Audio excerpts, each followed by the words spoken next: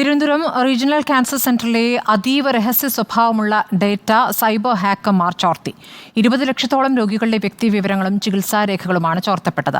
RCCയിലെ സെർവറുകൾ ഹാക്ക് ചെയ്തായിരുന്നു ഡേറ്റ മോഷണം. Reporter big breaking. രാജ്യത്തെ ഏറ്റവും വലിയ സൈബർ ആക്രമണങ്ങളിൽ ഒന്നാണ് തിരുവനന്തപുരം റീജിയണൽ ക്യാൻസർ സെന്ററിൽ ഉണ്ടായത്. രോഗികളുടെ ചികിത്സാ വിവരങ്ങൾ മുഴുവൻ ഹാക്കർമാർ ചോർത്തി.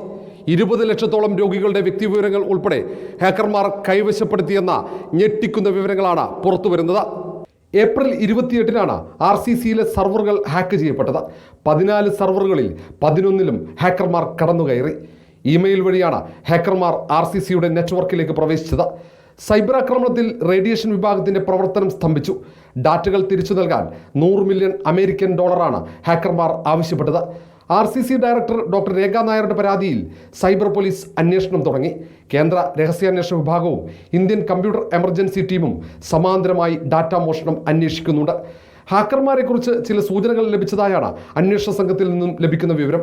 2022-ൽ ദില്ലിയിലെ എയിംസിലും സമാനമായ ഡാറ്റാ മോഷണം നടന്നിരുന്നു. അതേസമയം ചികിത്സാ വിവരങ്ങൾ സൈബർ വിദഗ്ധരുടെ സഹായത്തോടെ തിരിച്ചെടുത്തതായി RCC അധികൃതർ അറിയിച്ചു. RCCയിലെ സൈബർ ആക്രമണത്തെ അതീവ ഗൗരവത്തോടെ നിരീക്ഷിക്കുകയാണ് കേന്ദ്ര ആഭ്യന്തര മന്ത്രാലയം. ഡാറ്റാ മോഷണത്തിന് പിന്നിൽ മരുന്ന് കമ്പനികൾക്ക് പങ്കാളിത്തമുണ്ടോ എന്നതടക്കം പരിശോധിക്കുന്നുണ്ട്. Reporter R. Rishipal, in reporter, Thiruvananthapuram.